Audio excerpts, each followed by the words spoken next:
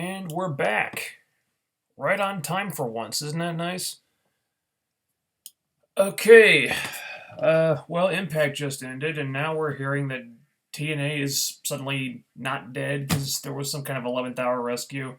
I don't know a whole lot about that just yet, but that's good because we're not here to talk about that tonight because this is where we talk about all the nerdy comic book type stuff that happened during the week, except for the shows I don't watch. Sorry, Gotham. Sorry, Legends of Tomorrow. But we are never, ever, ever getting back together. Can't believe I just said that. Ugh. Alright, so we got Shield, we got Flash, and we got Arrow. And this is your weekly reminder to please stay on topic in the chat room. If I'm talking about one show, don't ask me questions about something completely unrelated, okay? And it doesn't count if you say, I'm sorry, but, and then ask something off topic anyway. Let's try to stay on topic. We go one show at a time. That's how this works. That's how I keep things straight. So, for my benefit, if nothing else, let's just try to keep one topic at a time, and then afterward you can ask me about whatever the hell you want. Okay, so, let's go. Alright. Starting with Flash. Season 3, Episode 3. Magenta.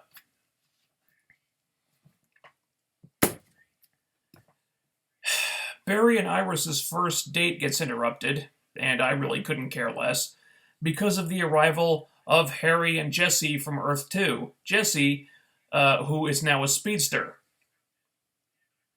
Because the show can never have too many of those, apparently.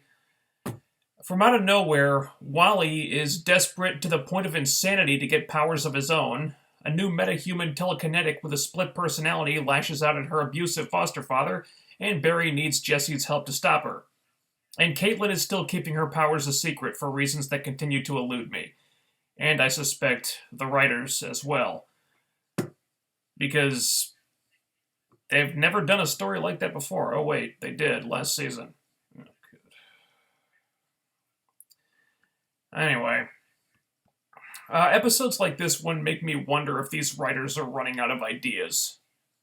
Because they're repeating a lot of the same types of stories so far this season.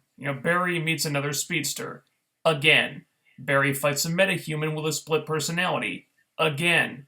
One of Barry's friends has powers and is keeping them a secret for no goddamn reason at all. Again. It just seems like they're not really trying to break any new ground or do anything different. They're just doing variations of things we've already seen before on this show. At least Jesse Quick having powers is something from the comics, but I don't think there's any excuse for this Caitlin thing at all. Why the hell won't she just tell them about her powers? Her wanting to take it slow is such a paper-thin excuse, especially when we just went through the exact same thing with Cisco last season. He discovered that he had powers. He kept them a secret. Then it turned out that he was stupid to keep them a secret, because everyone was okay with it, rendering the whole subplot a big waste of time. Why would you want to do that again? I don't know, but they're doing the same damn thing with Caitlin now. There is no reason in the world why she can't just tell them. The writers want her to keep this a secret, but she doesn't have any real reason to do so. You want to take it slow with your powers? Well, no one's saying you have to be a superhero, Caitlin. No one's saying you have to put on a costume and go fight crime. Why don't you just tell your friends what's going on with you and then they can, help?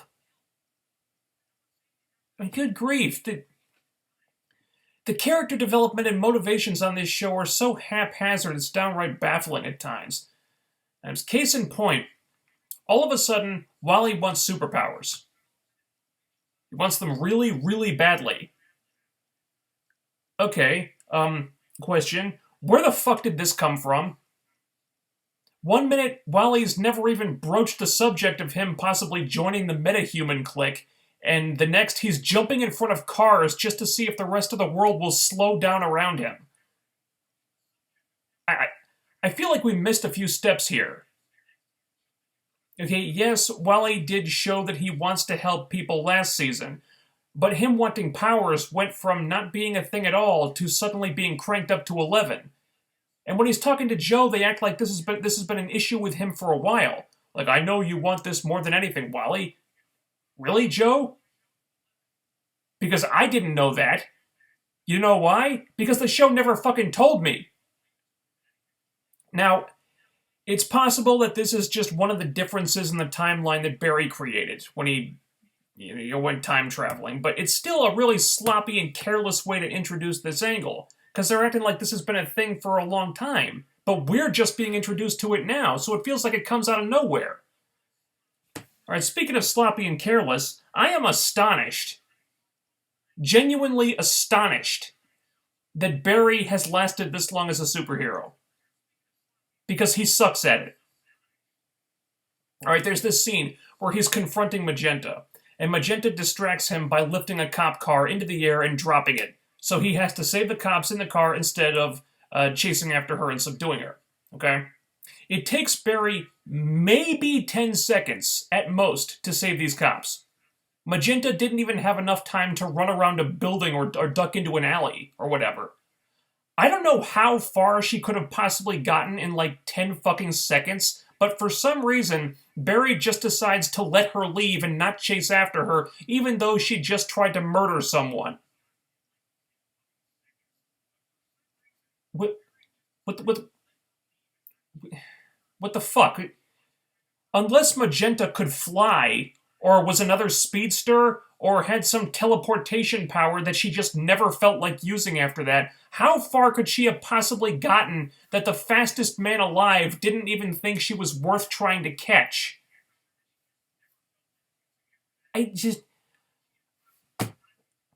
But hey, that's Barry, I guess. I should just give up on hoping that he'll not act like an idiot when the episode opens with him activating his powers while that Julian guy is looking right at him and somehow doesn't notice anything only through the magic of plot convenience. And even more disturbing, they just let Magenta go at the end. Even though she just tried to kill a whole lot of people and nearly destroyed a hospital, they just let her go. Granted, these idiots do have a history of letting criminals go instead of arresting them and putting them in prison. Golden Glider, anyone? But just because it was her other personality that did all the illegal stuff doesn't mean that she's not dangerous.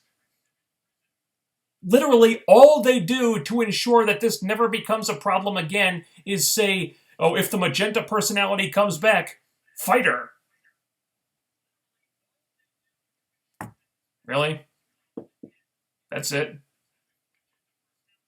You don't want to give her some antipsychotics or a good therapist or refer her to people who can help her deal with this problem or anything? You think all she has to do is just fight it off? Do I need to explain that this is not how mental illness works?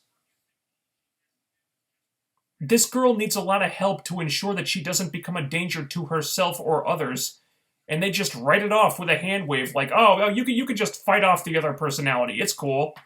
It's not like if she can't fight it off, she might become unbelievably dangerous to everyone around her. Oh wait, it is. Wow.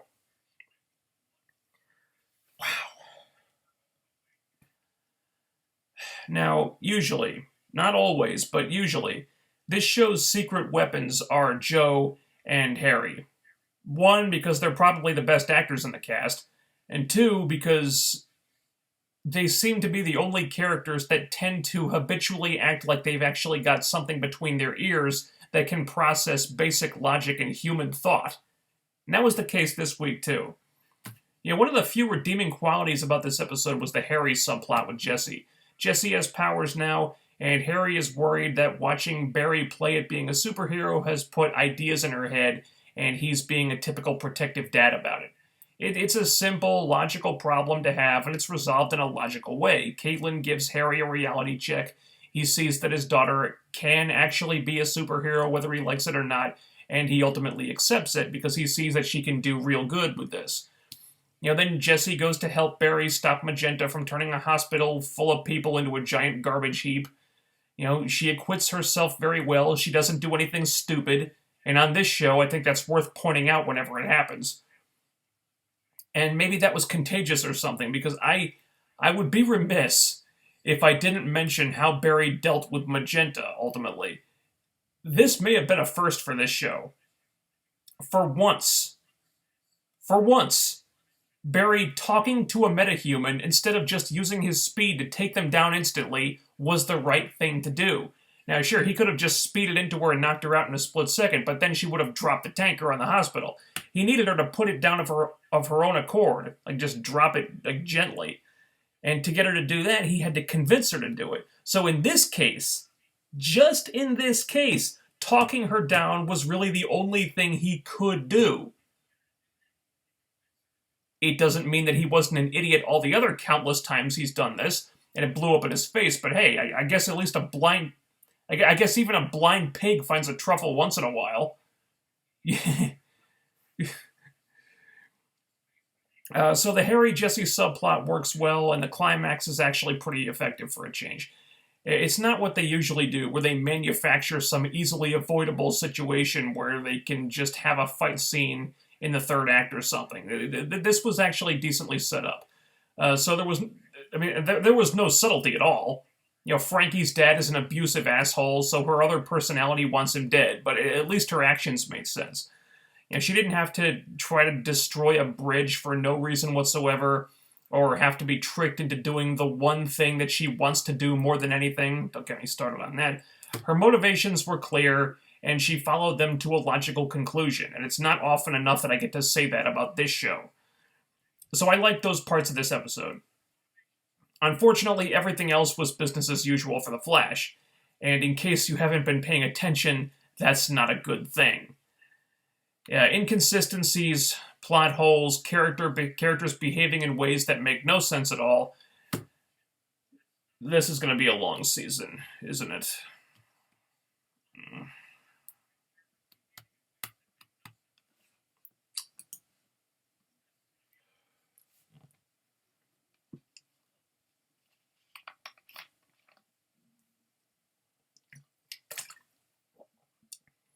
May have to. The DC shows are doing a crossover. At least LOT and Arrow and Flash are doing a crossover. Okay, good for them. I'm still not watching Legends of Tomorrow. No. I said goodbye to that show, and I want to stay gone from it. I'm not watching Legends of Tomorrow. I fucking refuse to do it. I absolutely fucking refuse.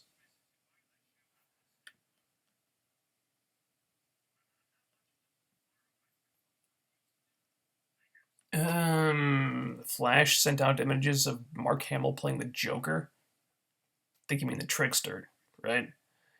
To be fair, there are like 30 speedsters in the actual DCU, and others not mentioned, like an underground community. It's weird, but there you go. 30 speedsters. That's too many fucking speedsters. How are any of them supposed to stand out? It's stupid in the comics and stupid on the show. It makes some sense. Wally would want powers. They have said that everyone who had powers in Flashpoint wants them back, so it makes sense that it would affect Wally too. No, they didn't say they wanted them back. They said Alchemy was giving them their powers back. I don't think it was. No, I don't think it was that way at all. I think it makes sense that he would want powers. My issue is that they went from 0 to 100 with it, just like that. Okay, this is the first time that we've heard anything about Wally wanting powers, and then suddenly it's like, oh my god, I have to have powers, I'm so desperate to have powers that I'm going to jump in front of that car. I was like, dude, you haven't established this, you haven't set it up. I mean, there's a logical chain here from point A to point B to point C, and they just skipped right from A to Z. I understand Wally wanting powers. The problem is it wasn't well set up or established by the writers. Either Julian is Dr. Alchemy or it's the biggest red herring ever. I mean, he outed Frankie as Magenta and then seemed interested in Barry using the name Alchemy. Yeah, I really hope it's not him. That's just way too obvious. Okay. Julian is Alchemy. Nothing else would really make sense, especially considering no other possible suspect has been introduced except Iris's dad, I guess. Really? Joe? You think Joe is Alchemy? I highly doubt it. When no other suspect has been introduced. Well, bear in mind, we're only 3 episodes into the season. There's plenty of time to introduce more suspects. I have no idea why anyone believed Magenta. She has literally no reason to be believed at all. She's a delusional psychopath. For all we know, she thinks Barry is a dragon. Yeah, they bought into that split personality thing way too easily. Yeah, Flash moves so fast that distance is an abstract concept, intercontinental distances even, so I have no idea how that worked from a story standpoint. I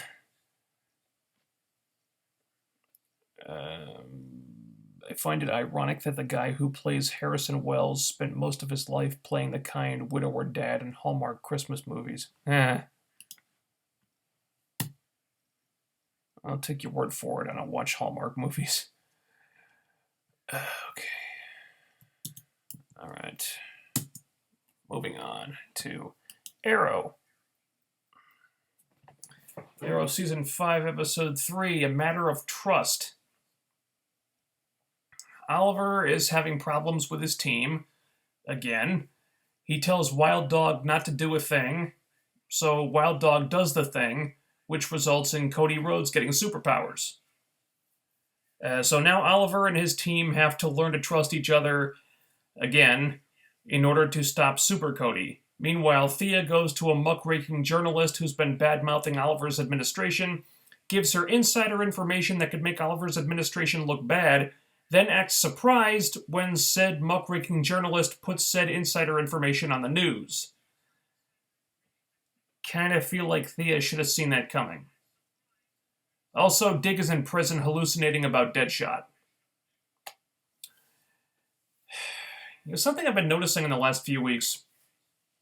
When the episodes are really awesome or really terrible, I have a lot to say. But when they're like middle-of-the-road affairs, reviewing them is a lot more difficult.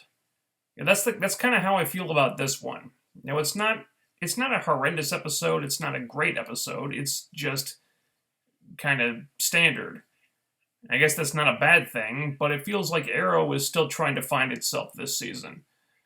So in the A-plot, we have Oliver having problems with his team because Wild Dog won't listen to orders.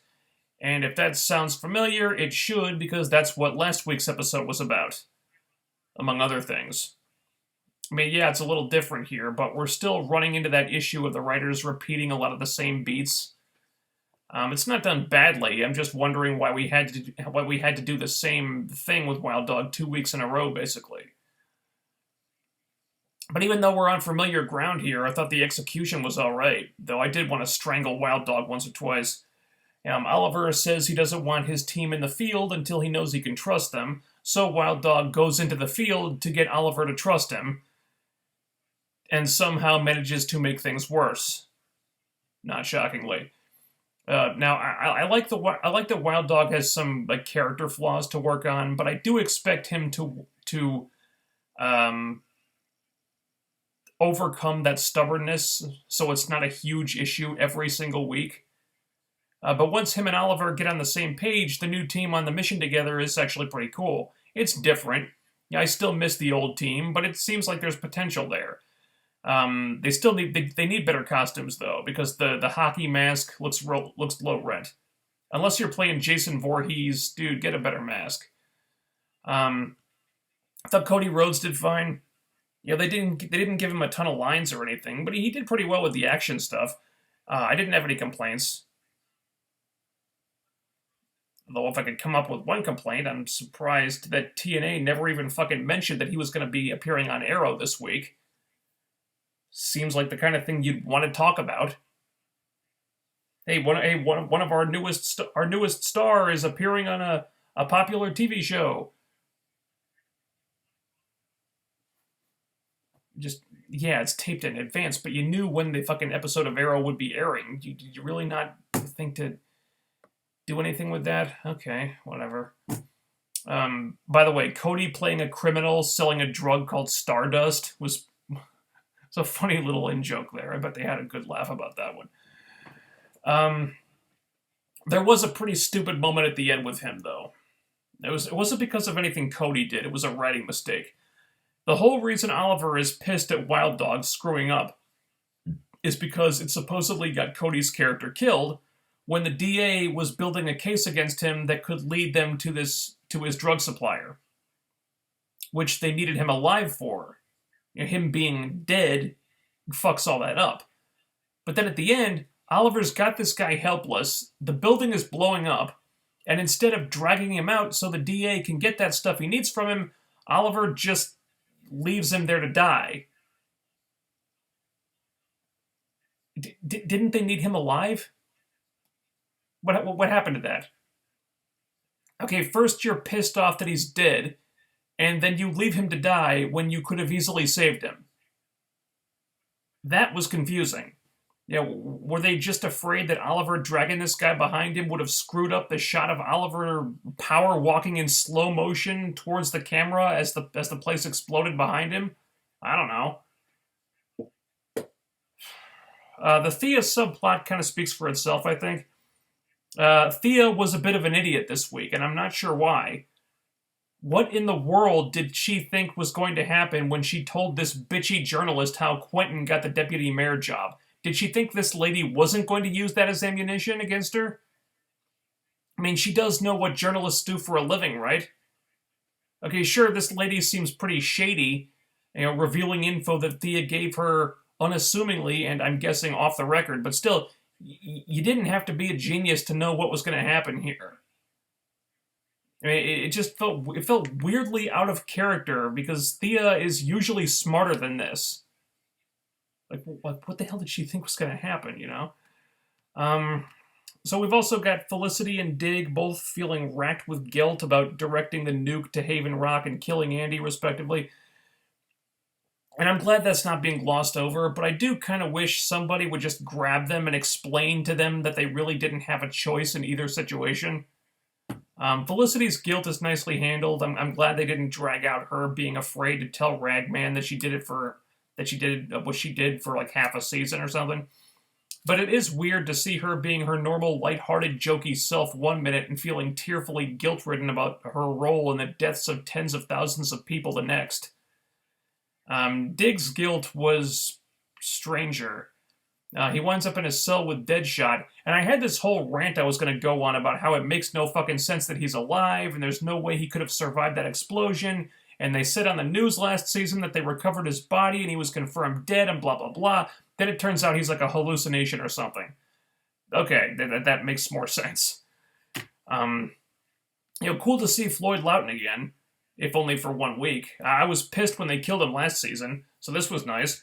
And it makes sense for Dig, as his guilt over the Andy situation was pretty closely tied to his anger at Loughton for thinking he killed Andy for years, only to end up killing Andy himself.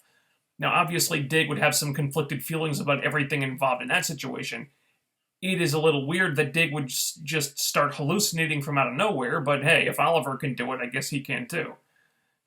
So for the most part, the character stuff was alright, even though, with Oliver and Renee, is that his name?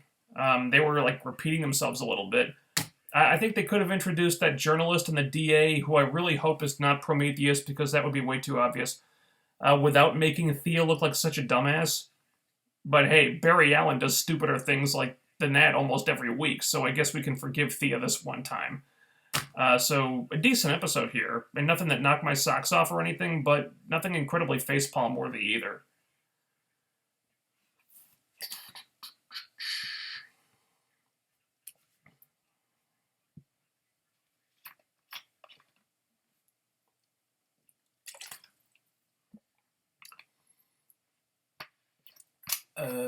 Now that Arrow has Artemis, when the crossover happens, what are the odds we see the beginning of the Kid Flash relationship?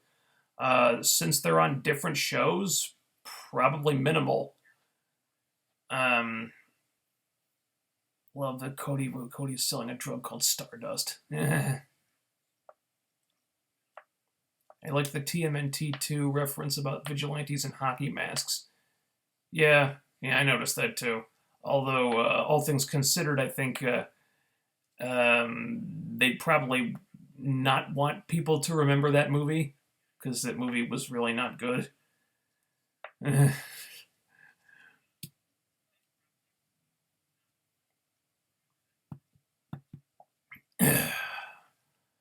Only caught a little of Arrow this week, but yes, the fact that Artemis is on Arrow, they probably will have Wally pop over soon. If they want to do the relationship from Young Justice, but the thing is, that was a different Wally, because there's two Wallys now. See, the Wally on the show is the Wally from the New 52 universe, but it's the Wally from the pre-New 52 universe that we saw in Young Justice, because there's two Wallys now. Wow. Giving myself a headache just trying to explain that.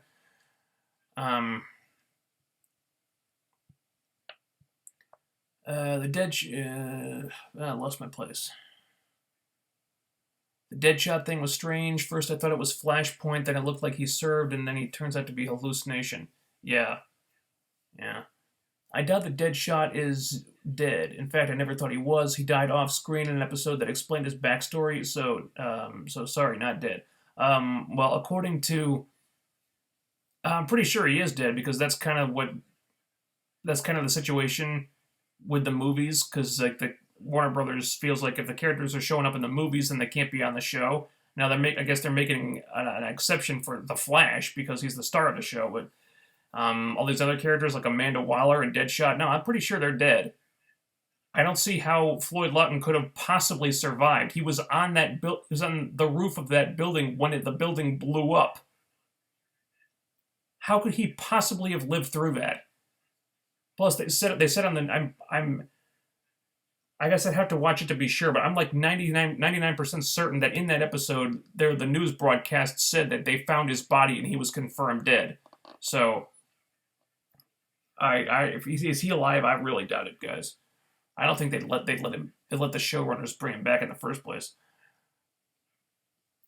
No one that dies off screen is dead. We saw him blow up. We saw him on the roof of the building when the building exploded. Second, why explain his backstory if he's dying 10 seconds later? Because he's dying 10 seconds later, and they want to flesh him out first.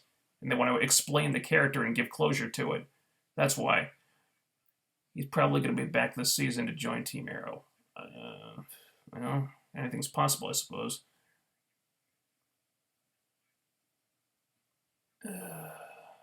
Damien Dark is coming back due to time travel. Oh, fuck time travel, man. These writers have no idea how to do it right. It just gives me a headache. The DA is Adrian Chase, which is Vigilante, I think. Alright, I have no idea who that is. Oh, the cowboy guy. Alright.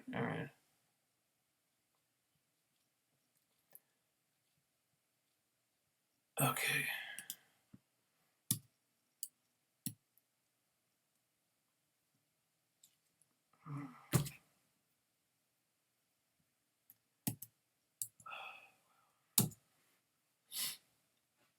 Alright. Moving on to Agents of S.H.I.E.L.D., Season 4, Episode 4. Let Me Stand Next to Your Fire. Fitzsimmons' apartment hunting is interrupted when Daisy leads Simmons to her so she can patch up a bullet wound she got in between episodes, which leads the two of them to go find Hellfire, who they think may have been targeted by the Watchdogs, but it turns out that he's actually working with them. Meanwhile, Coulson and Mac get into a car chase with Ghost Rider, who, after a fashion, they convince to help them out. And the two plots converge, and a few things blow up. Also, Coulson and Simmons meet Ada, and now Simmons is going to have to figure out how to fool a lie detector test. Alright. Okay, I have a bone to pick with this episode. The car chase. It was a perfectly fine car chase, but you have the Ghost Rider Hellcharger being chased by a car that can fly. Think about what you could do with this. Imagine what they could have done if they had just gone balls out with this. Have the Charger burst into flames and start smashing through stuff, and Lola has to go airborne to catch him, and it's like this chase. Okay, the Charger's down here, and Lola's up there, and maybe they start shooting at the Charger, and it's this big, huge, crazy sequence. Okay, all right, I understand. TV budget, and they can't blow all their money on this one sequence, but damn, man, when I think about what they could have done with this situation, if they'd had the time and the money to really go nuts with it, this could have been like geek porn. Maybe my expectations were too high because what I had in mind could probably only be done in a movie or something. But still, it's hard not to feel a little bit let down. Also, something I had to tilt my head at. May's recovery from being dead for several minutes in order to rid her of that ghost-induced insanity thing, she recovered really quickly. And they made a point to mention how she was technically dead for several minutes. So shouldn't she be a little more... Shouldn't she be a little more physically affected by that ordeal than not at all? I mean...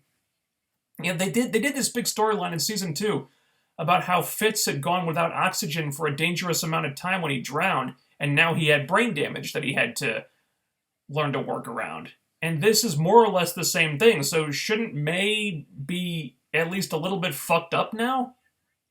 I mean, I don't think they specified exactly how long she was out.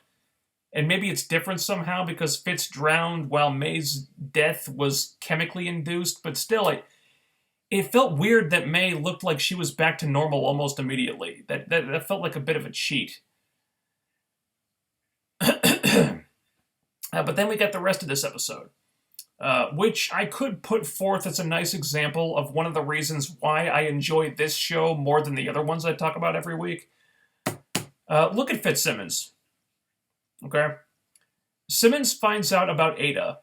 She finds out that Fitz had been keeping Ada a secret from her. Now, if this had happened in past seasons, this would have caused arguments, misunderstandings, hurt feelings due to the secrets, or conversations that get interrupted at the worst possible time, or whatever. Because in the past, they had really piss-poor communication skills, despite the fact that they seemed so in sync at first glance. But here, Fitz explains the situation. He's open and honest about it. He tells her everything. Doesn't leave anything out. Simmons understands. She sees why he did what he did. And the issue between them is resolved quickly and easily before it even becomes an issue. Because these two have learned from their past mistakes and experiences and are determined to not let stuff like that come in between them again.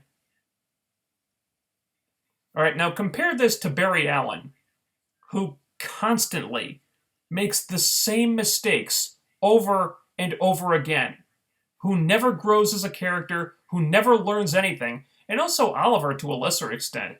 I mean, I guess Oliver is capable of growth, but even he is kind of beholden to certain patterns that he has to repeat because the writers don't seem to want to change him too much. Hence why we see him backtracking from time to time. Like, now he's struggling with should I kill him or should I take the high road again? Because we've been over this. We've been through this a lot. Why are we doing it again? I find that the characters on S.H.I.E.L.D. don't seem to have that problem. For the most part, the characters continue to grow and change on this show. Now look at Hellfire, for example. He changed a lot from where he was last season here. He went from a guy who was almost obsessed with becoming an Inhuman to doing a complete 180 and now hating everything about Inhumans. And it all feels natural. He's in the same boat Daisy is. Got overtaken by Hive, and apparently the withdrawal symptoms are a bitch and a half, and that translated to self-loathing and disgust with how being an Inhuman fucked up his whole life. So Hellfire, being the one who leaked information to the Watchdogs about where to find the Inhumans in the database, so they can go take them out, actually made a weird kind of sense. It's a great twist on top of that, too. And if you were itching to see Hellfire get an ass whooping after that, who better to dish it out than the other guy from the comics with the flaming chain? By the way, you really had to love Robbie's reaction to that thing when he caught it. Just how nonchalant he was about it. Just grabs the chain out of the air like, huh, cool chain, bro. I love that. And of course, the two guys who light stuff on fire had to blast into the warehouse full of fireworks. There's no way they could pass that up, right? Oh boy.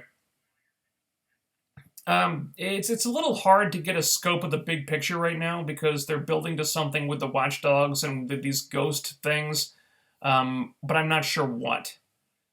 Maybe that'll start to become clearer as these two plots begin to converge on each other. I'm just not entirely sure which direction the stories are heading in yet. Yeah, we're on a slow burn for now, but as long as they keep producing strong episodes, I don't mind waiting to get to wherever the story is going. So it's another really good episode here. I mean, the Hell Charger Lola chase didn't go balls to the wall like I was dreaming that it would, but financially that may not have been possible. Otherwise, there's a few nitpicks about the May thing. Otherwise, just more quality stuff from S.H.I.E.L.D. this week. Okay.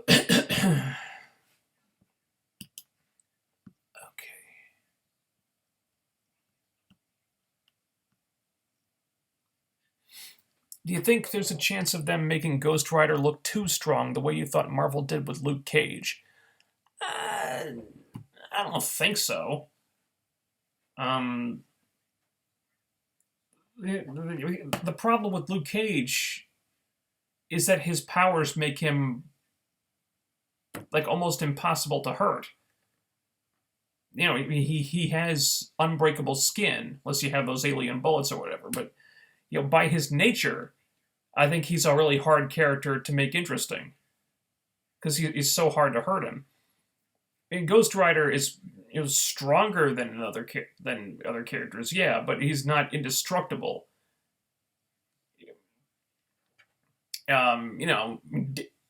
Sure, in the fights with Daisy, yeah, he beat Daisy, but she at least was able to give him a fight, So I don't think so. I mean, other supernatural entities don't seem to be able to match up to him, but I mean, his power isn't being indestructible, so I don't think this is going to be too much of an issue. I'm glad they didn't use the whole Ada story to spark generic teen drama. Yeah, me too. This is one of the main factors that helps distinguish AOS from the CW shows, in my opinion. Oh, hell yeah. Simmons finds out about Ada, and it doesn't immediately drive a wedge between her and Fitz just for the sake of just boring melodrama. No, she instantly understands. It's like, what a beautiful robot, Fitz. I totally understand why you've been spending all your time here.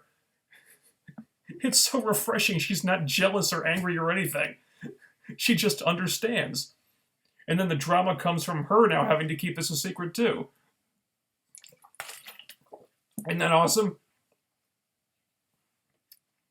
Can we all agree that Hellfire is fucking Exhibit A for my opinion on mutants?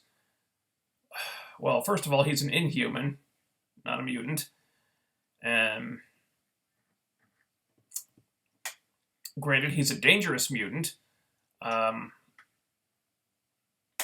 course, he probably would not have been acting this way had he not been taken by Hive. But yeah, he's probably he is probably a good example for you to use. It supports your opinion on them. I don't share it, but there you go. Gemma has a chance of passing the lie detector test. It's not easy, but they said Romanoff had beat it, and Ward beat it in season 1. Yeah, well, Ward was a very good liar. He knew how to beat the machine. He can't lie to it directly, but if you say like half truths and stuff to kind of dance around the question instead of just answering like yes or no, that can work. Yeah, the question is, everyone's always saying what a bad liar Simmons is. She's gotten better at it, yeah, but is she good enough to beat the machine? We don't know. Yeah, the fact that she died like that, she should be so brain damaged she can't spell her own name. Not exaggeration, very literal. There are people who died a few seconds and ended up paralyzed for life. The human brain is, not surprisingly, quite sensitive to internal damage. Yeah. Yeah, I'd have to rewatch it. I don't think they said explicitly exactly how long May was out for, so maybe it's not supposed to be that long. But it really wouldn't take much time. And they already did this with Fitz last season, in season two, rather. Went without oxygen a little bit too long. Spends the entire next season getting trying to overcome his brain damage, and then May is out with like basically the same thing, and then she's totally fine. I had an issue with that. Like, shouldn't she be all fucked up now? Okay, if she's not, then tell us. Okay, she was only out for like a minute or something, because I can hold my breath for a minute. Well, maybe not a minute, but probably close to a minute. And that I think you could get away with that, but it just it did bother me that she was completely fine like that. I wish the fight scene between Ghost Rider and Hellfire had been longer. Yeah, yeah, me too. But uh, well, Hellfire wasn't really equipped to and that's the problem. He was out of his weight class in that one. Um, and his powers aren't really equipped to deal with someone like Ghost Rider. With Daisy, it kind of makes sense because she can like you know force push him away and stuff. Um, with James, he charges things up and makes them explode in like fire, explode into fire. But Robbie has basically the same. It's basically the same thing, except he's powered by hellfire, which kind of trumps inhuman genetics. I'm thinking. So it would have been nice if the fight had gone on longer, but it was always going to be a pretty one-sided fight to begin with.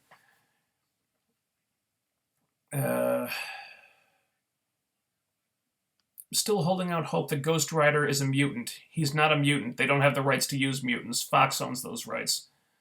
Not some kind of weird demon thing, because that's a bit too out there for the show as it is. I disagree. I think it's a lot more interesting if Ghost Rider's powers are exactly what he says they are. Because if they are supernatural in origin, that's pushing the show into new territory. If he's an inhuman who just thinks his powers are supernatural, well, that's not nearly as interesting. Because that's just treading on this similar ground. It's just doing the same thing they did last season with Yo-Yo. She thought her powers were a gift from God. No, it turns out she's an inhuman. Okay. But now a guy who thinks his powers came from the devil, but no, I'm just an inhuman? It's the same thing over again. If his powers really are supernatural, that's new and different, and it gives them new storylines to work with. No, I respectfully disagree with you, man. I think it's a lot more interesting this way. Who the fuck trusts someone named Hellfire? Yeah. This is the same continuity as the movies, yeah, because no one seems to react to these events like burning skull people and ghost monsters. No one seems to react to these events like. Well, this is the same world that's seen like alien invasions and giant green rage monsters and stuff like that. I would think people have become a little bit desensitized and are learning to accept a lot of weird shit, you know? Okay, so a guy with a burning skull for a head, that's something new, but they've by this point they've kind of built up to it, so it's not really taking them that off guard. I could see May taking it in stride or whatever, but Jesus, people react. Well, a lot of people don't know that Ghost Rider exists. At this point, he's an urban legend to most people. I mean, I would venture to say that the number of people who have actually seen Ghost Rider and lived to tell about him is pretty small. Because most people who have seen the Ghost Rider don't live to tell about it. Now, obviously, a few people have seen him, but not enough for him to be like public knowledge. They said it was a couple of minutes, which is a couple of minutes more than your brain is supposed to be without constant bioelectrical current. Holding your breath and being deprived of oxygen is different, though. Your body is still filled with oxygen. When you stop taking it in for a few seconds, having the current cut off is okay. Like having a gas tank of a car cut open while you're driving. All right, but I think 3 minutes is the point of no return when you take permanent damage. I think if it's less than 3 minutes, then you're okay. You're not okay, but it's nothing you can't recover from. I think that's how it works. Of course, I'm not a doctor, but if May was out for less than 3 minutes, I think they could cheat it a little bit. But I do agree with you. She should have been suffering some kind of ill effects from that. Because her being totally fine like she was, no, I don't buy it. What do you think of the Logan and Guardians trailers? Okay, well, Guardians trailer was funny. It's just a teaser, so he didn't really tell us anything about the story. But I had a good laugh at the end. The Drax is saying, "Oh, there's two types of people in the universe: those who dance and those who don't." And I guess Gamora doesn't like the guys who dance. He's giving him like a friendly hug and shit. That was funny. It's one of those teasers that doesn't do much more than just say, "Hey, this movie exists."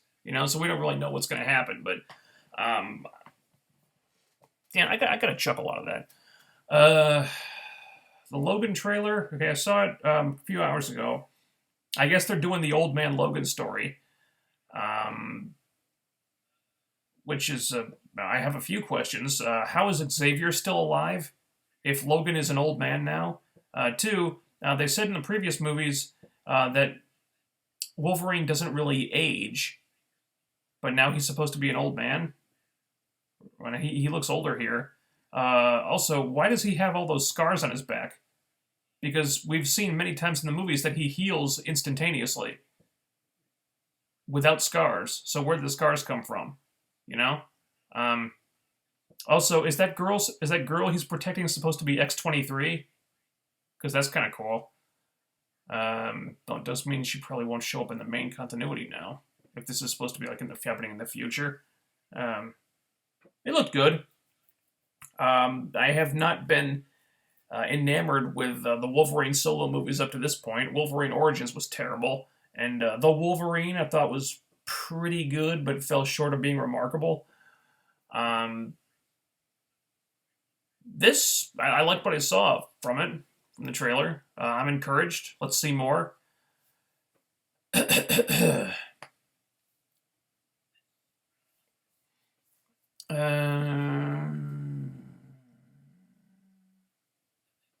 Okay. All right. So if you guys have any other questions, you can hit me now. Have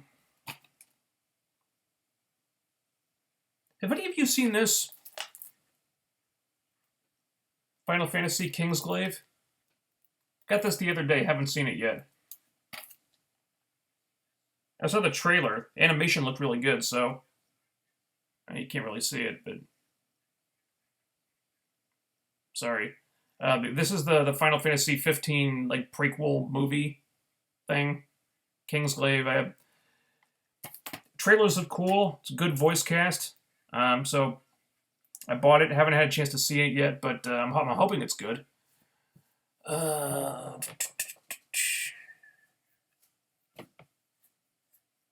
is Sanity Flashpoint Decay or Decay of Earth 2? I don't know what you're talking about. Flashpoint Decay or Decay of Earth 2? As far as I know, there is no Decay character in either in Flashpoint or Earth 2. I don't know what you're doing. Do you think Marvel Netflix should do a Marvel's Divas show? They already have Trish Walker and Misty Knight. If they replace Black Cat with Elektra and bring in Firestar, they would be all set.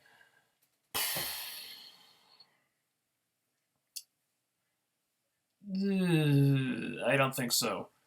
I don't think that would work.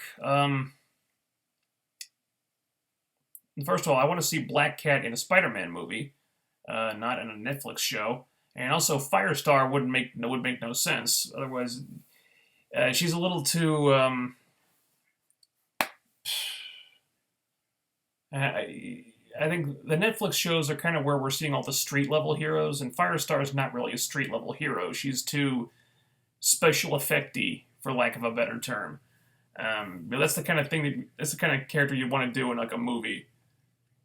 Don't really feel like she'd fit in the Netflix universe. Trish Walker and Misty Knight, I'd be okay with that. Elektra, well, Elektra looks like she's going evil now, so that wouldn't really fit. Use the term mutant because it sounds less stupid than inhuman. All right. Well, it's also less accurate. Just saying.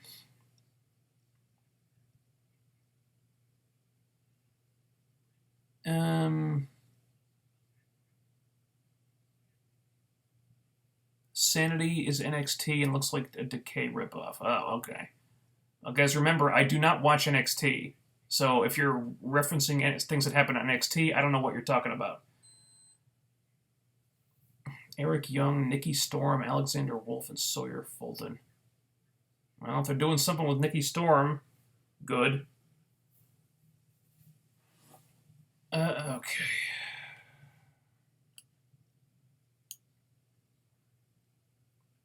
So can you guys tell me anything about Kingsglaive? I don't really know what it's about. Aaron Paul, Lena Headey, and Sean Bean voicing the characters. Sounds good to me.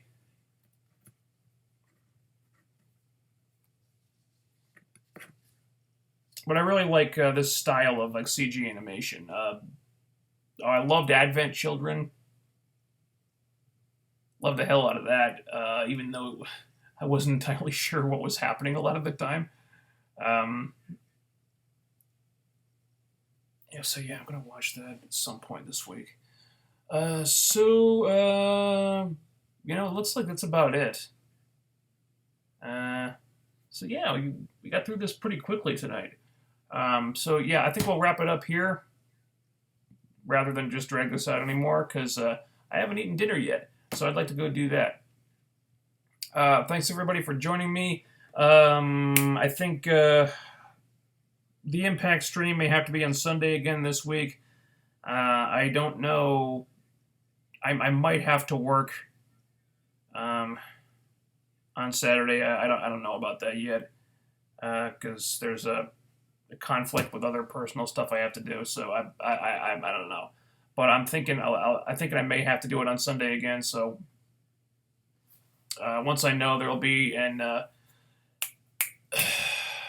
I'll post a notice on Twitter like I always do. And last one, thoughts on Roderick Strong and NXT. I'm happy for Roddy. I'm glad. I mean, he's worked hard for a long time. He deserves to get the big payday. I think NXT is probably the right place for him because I think one of the complaints about Roddy Strong is that he doesn't have a ton of personality, and the mic skills aren't something that really comes natural to him. So he comes off as kind of bland. But now that he's in NXT, he's working for a company that is going to tell him exactly what to say and how to say it and how to act and all that stuff. And that might be beneficial to him if he's being like directed Because I have a feeling if if he was just trying to be himself, he'd just come off as really bland as a character. So that's, and who knows? He may benefit from that. He may not. I don't know. But the guy's going to make some good money there, and he deserves to. So I'm happy for him there. Uh,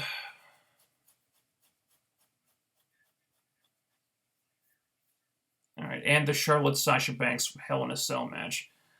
Uh,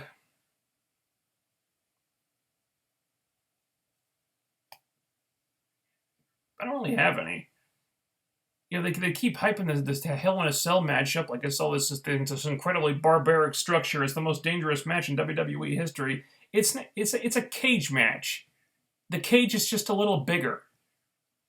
Okay, unless they're going up to the roof, which they really don't do anymore.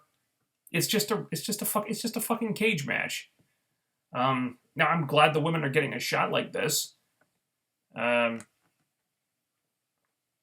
I expect the match will be good. Uh, I just wish. Well, it's the same complaint I have about the Hell in a Cell every time they do it this year. They're doing it to do a theme pay per view. It's not because the feud makes sense to go to the Hell in a Cell. They're doing it just because it's a Hell in a Cell themed pay per view. So you're shoehorning in matches into Hell in a Cell that don't really need to be there. Now I'm happy the women are getting this shot. I just wish it were set up better. Um,